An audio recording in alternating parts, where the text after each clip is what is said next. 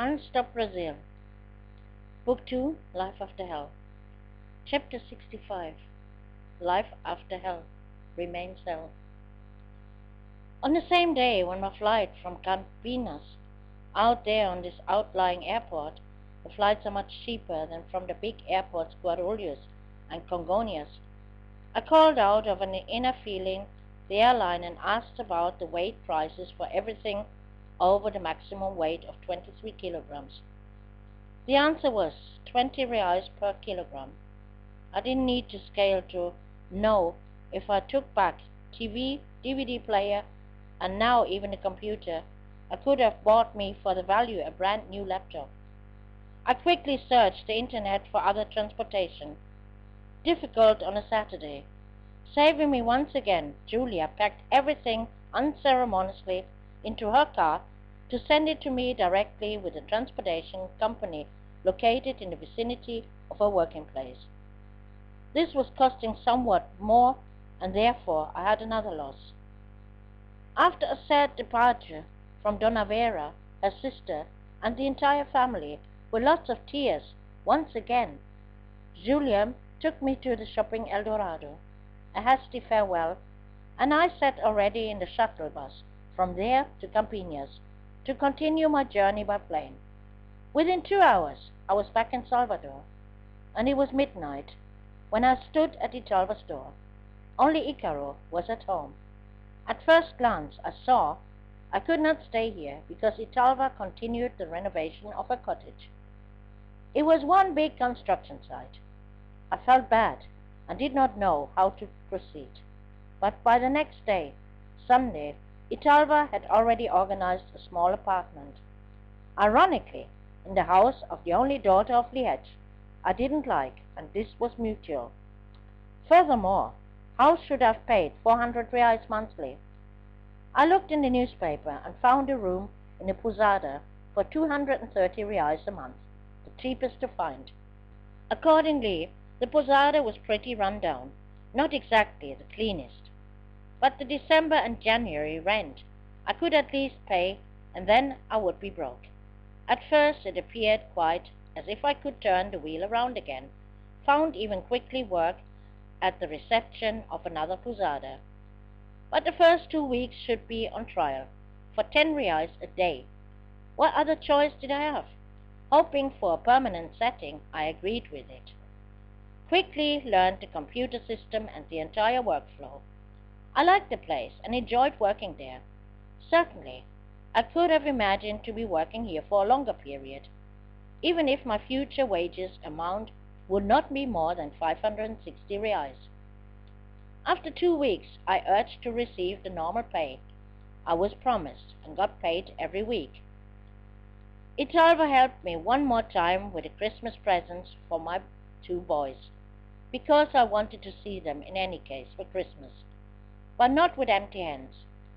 Using Italva's credit card, I bought via internet 2 MP4 players, even managed to repay the first installment immediately to Italva, and was firm in faith that I could pay the rest quickly, even if it would be hard for me. My working shifts were on Christmas Eve, New Year's Eve, and New Year. Christmas I had off and visited my boys, who were ecstatic about the gifts, especially Rafael, who had suffered an accident while playing football. He had spent a few days in hospital, but stayed home now to rest with a bandage on his neck, while the others were playing on the beach. For him, the MP4 player and the books I had brought were a wonderful change, and he was very happy. Ada was also overjoyed. How he managed, I didn't know, but he suddenly pushed a gift wrapped in gold paper into my hand, a gold chain. I was more than touched about it, even though I told him not to do that, since he had no money anyway, but firmly pulled him close to me in a loving embrace. With his foster mother, I spent some time having a beer with her and her guests, and saw Ada for the first time a little happy. How could I explain to him that all my wishes and dreams were destroyed by my naivety to believe in the wrong people? Nevertheless, I accompanied Ada and Neto, Rafael's brother, to the beach, I didn't want to leave those kids so soon, since I knew that I would only see them again when I managed to keep my promise. Since then, I felt very bad and depressed. Again, I had lost the sense of my life. When I found on my birthday at work an email from Kathy, it gave me a special pang. My daughter, who had betrayed me so cruel to take away my son, who had left me years in prison, without a note, wrote to me an email suddenly out of nowhere, even sent photos of her 3 children. There was hardly a word about Michael and no picture. Of him I didn't even receive an email. Why now? Because it was our birthday? This upset me so much that I changed my plan to go and watch the fireworks.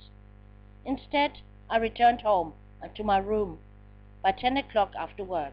When the holidays were over, I received the notice. The owner of the posada had only been looking for cheap temporary help for the holidays. The 12th of January 2010. After my last rent payment for January, I was absolutely broke, didn't know any more what to live off, and had long since decided to leave this country. I had surrendered, for I now knew that I had no chance in this country.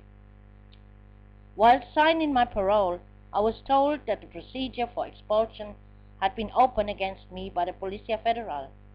It had never existed in my sentence in any form. So, with this, my chances for a job were totally destroyed. No money, no work, and by early February, I would be out on the street. The state of Brazil would not deport me, only expel me from the country. But where and how should I leave this country without money? In my distress, I turned to the German consulate. But if I believed that I could expect help from there, I was once again mistaken. I was treated like a shit at the German consulate in Salvador when I begged the lady there for help, which was of course denied. Instead, I had to listen only to accusations that I had brought myself into trouble by becoming a criminal. Without knowing my case, without listening to me, I was judged once again. 3 weeks I was waiting for help, but these people would have left me to starve to death without mercy. They simply didn't take me serious. Fortunately, I got some translation work that kept me afloat. Then I wrote to the German General Consulate in Recife and asked for consular assistance because I knew that it existed. Indeed, I received the application form at noon, filled it out and took it the same afternoon to the consular representative in the Salvador office, remarking that it was an emergency case. Another great sin I committed. I was insulted that I surely would have enough time to come in the morning at opening time. Furthermore, this woman was scolding me again that I would state that I had work, and then again I was not working, and if I didn't find a job here, then I ought to go back to Sao Paulo. This woman didn't know anything of what she was talking about. This was getting too stupid for me, and I asked her to give me her name. Then she turned a little bit friendlier. Wouldn't give me her name, though. Not yet. She listened to what I had to say, but for consular assistance, I needed to prove that I was allowed to live in Salvador at all, which meant to show the judicial permission. She had already sent to receive a copy of my parole document containing a number of stamps from the judicial authorities in Salvador. I asked her if this was not enough evidence. If I was not allowed to live here, then I would not be allowed to sign here. In this country, Germany, with all those arrogant and ignorant people I should go back to? My God, how much still did I have to endure? Upon request, I was back at the consulate the next day, and again the same procedure. I should prove that I had the permission to live in Bahia. The judicial authority was not sufficient. When I called them, nobody answered the phone. I remembered the last time I had been there to sign that I had been talking about strike. So I still got no money, and who knew how long it would continue like this. I mentally prepared myself to pack my things and live on the street. In my distress, I wrote to Julia, asked her to call Wesley, so he would send the copy to the consulate, because he should have it. I explained the urgency in my email, but without any answer. Back at the consulate, I had to listen once again to rubbish, and that I was to blame myself. I was offered to make a call free of charge to Germany, to call someone who could send me money. Who should I have called? This, they wouldn't believe either, that I had no one. Such a thing did not exist, I was told. A person not having anybody to help. Extensively, this woman was explaining to me how I could receive a Western Union payment, even though I repeated more than once that nobody was sending me money. Without taking the form she offered me, I left. The German government, it made me starve. I sent emails to the Foreign Office, to the Foreign Ministry, to the Chancellor Angela Merkel. From her office I even received an answer, but from one of her desk stallions, with silly remarks.